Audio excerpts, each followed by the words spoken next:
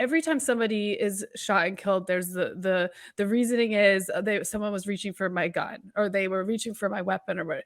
And it's like, well, so the argument for having unarmed response teams seems logical to me, because it's always when a weapon is involved that if you didn't have a gun to reach for, nobody's getting shot in that situation, right? Mm-hmm.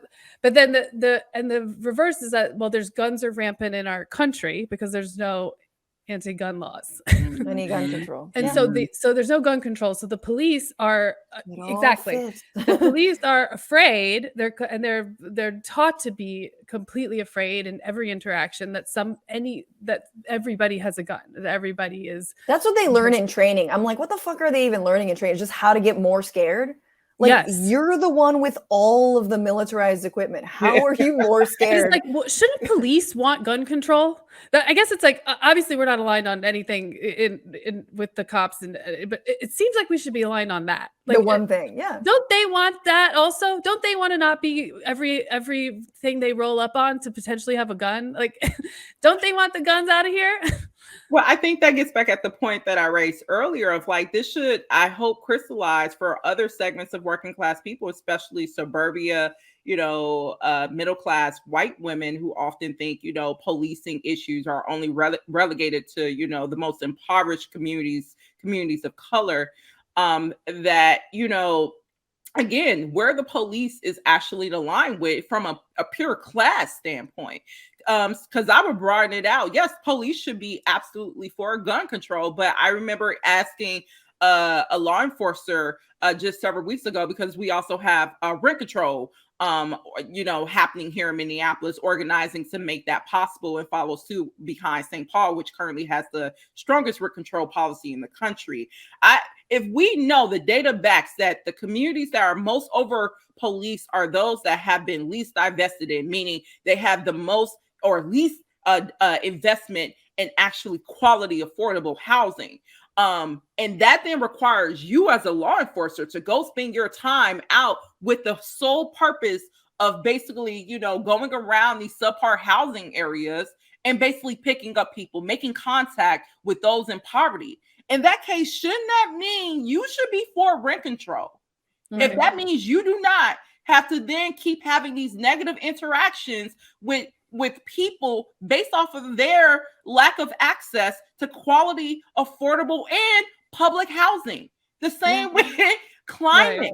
If you truly did not want to have to constantly be in contact with communities who are being deprived of clean air, shouldn't you be for also climate justice? If that means you no longer have to have these negative interactions, these criminalizing and violent interactions with people just based off of the lack of access to civil liberties and basic necessities, you should be for that. Right. Yeah. Do we see them show up at the actions for rent control? No. Do we see them show up right now for actions to protect safe abortions? No. We see them doing the opposite. So it just shows where, again, whose side are they really on? Totally. Like, aren't they tired of being like capitalism's shitty Roomba that just like has to suck up all the stuff that all the inequality, all the lack of access, all the stuff we don't spend money on, like they're just like, oh, I guess I'll just eat more shit, like that is, and of course we'll give you a bunch of money and we'll give you a bunch of weapons and everything will be great. Like, it is also not a great position. And if police weren't fucking like bullying the unhoused for half their job, which it feels like, especially in places like California, it feels like that's what it is. Hey, maybe they'd have, I don't know, a nicer day of work. Fewer calls, more donuts. And we see it because in the imaginary of, I think, the public, especially when it comes to public safety, you think of rural areas, you think of the suburban areas where their police departments are probably not having the same interactions with their resident. You have the police officer or the sergeant who grew up in your community. Probably it was like several generations. They daddy, they great granddaddy was the sergeant of the town. They are the ones giving donuts and stuff to the kids, high-fiving them on the way to school. Like, they see that as like reflective of our entire policing system of like, no, this is fine. And it's like, you know why it's fine in suburbia? You know why it's fine in affluent communities? It's because, again, you're not having to deal with a young person who is, you know, acting up because they didn't get sleeping at night because they didn't know where they were staying. You didn't have to deal with the homeless person because everyone has housing in that community. You didn't have to deal with a person enduring mental stress because they lost their job because people have quality and gainful employment in that community. So like, let's fix that part, you know? Yeah. I also think say, though, I grew up in a place like that. I grew up in rural South, and the cops were not solving crimes. Like they simply were completely ineffective, and like we made fun of. Like one time, our house got broken into, and then the cop came and was like, he walked around the house and came back around, and then pointed at his own footprints and was like, footprints. And we were like, okay. That's the same story. I heard a similar story of like, it's just not effective. It's just like we could have just they're so dumb. There's also like I think a friend told me a story of like a small town, and yeah, the cop was like yeah, the home was burglarized, and they come in with like guns drawn, and you're like, no, days ago, and they're like, I'm a fucking hero. Like, no, you're not. You're an idiot right now. Robin, last words on the national agenda around policing, and specifically because we haven't seen much action, even the kind of like lightweight George Floyd Justice and policing, which, you know, eliminates no-knock warrants and things like that, has not been passed. Do just please thoughts on this issue at a federal level. Again, I think this gets at what we should be looking at with just some of the Supreme Court, you know, organizing. And as someone who ran as an independent Democratic Socialist, I fully did so because I believe the way in which we get any type of concessions, any type of transformative change, it has to happen through independent political organizing. It cannot be done in the faith of a Democratic Party that's just on the opposite side of the same coin in terms of, you know, being in full alignment with the wishes and desires of the corporate elite that really runs our country. So, you know, I think we placed our hopes and dreams in the wake of George Floyd into a political system, into specifically Democratic politicians who said, we're going to do something. And how many times have we heard that? Yeah, they were going to, you know, deliver on debt cancellation. People still paying. How many times like we've heard, like they have been promising and saying they were going to deliver all these things outside of policing for a number of years, and it never happens.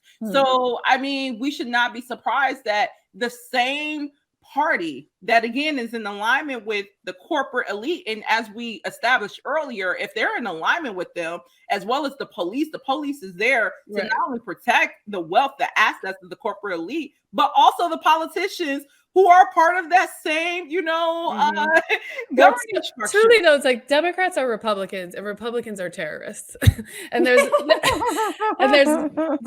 the system that we're in. The conversation has moved so far right, like even since I was a kid, and I grew up in North Carolina, where that they've gerrymandered it in such an insane way, where the majority of the people I grew up around are liberal, and there's simply been no representation in that state for my entire life. And there's like we have to just stop thinking that Democrats give a fuck and start being like, let's elect Gen Z, and just like it's all Instagram government. No, I'm just kidding. No, I don't give a shit, man. I trust a TikTok choreographed dance. Like that's doing more on a lot of issues than like elected officials. Yes. Present company excluded.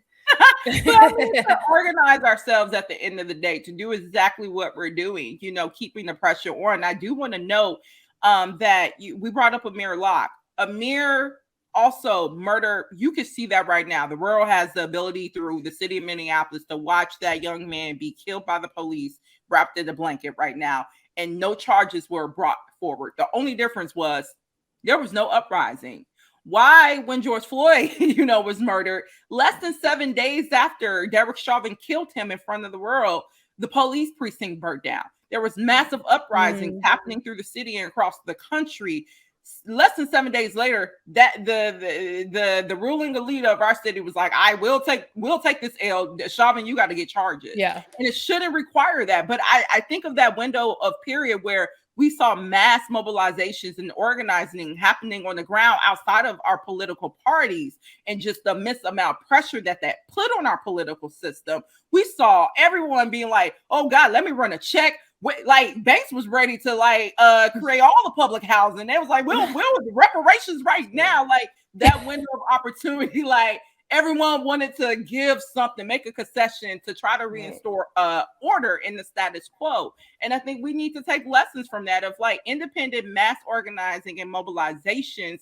I think is also the way to go to deliver the gains and a new model of public safety. And it has to be tied to a class analysis. We have to know that, again, we're not doing this against your Uncle Bob. Uncle Bob might be cool, but Uncle Bob is inherently working for an institution that is not for the working class. It is designed to not be for that class. It's designed to not be for Black people. It's not designed to be for protecting our civil liberties. And if we can accept that, then that allows us to really build for something different, something meaningful. And there are experts in our communities who know what that looks like. People fear that we're going to be starting from scratch. We don't know what to do. We are brilliant. We know what is necessary right now to keep people safe. And we also know what we've had to endure that does not keep people safe. Let's lean into our creativity and our brilliance and trust that collectively we can build something better. We have a charge. We have a responsibility to one another to do that. We're seeing that with reproductive rights. We all know like this fight is for all of us. It's for future generations. And if we need to go and get rid of SCOTUS or oust all these Democrats to make something new happen, then people are like, I'm down. Like, let's go. The court is completely illegitimate. The court is absolutely illegitimate at this point. It doesn't. It's there's no hallowed ground anymore. It's just like get them out or pack it and let's. Yes. Exactly. So that Francesca's daughter can be a slut. Like all I want is for your daughter to be able to be a slut as God intended. And I don't want to be a grandma. Like she could be a slut and I don't want to be a grandma. No, we should seize the court.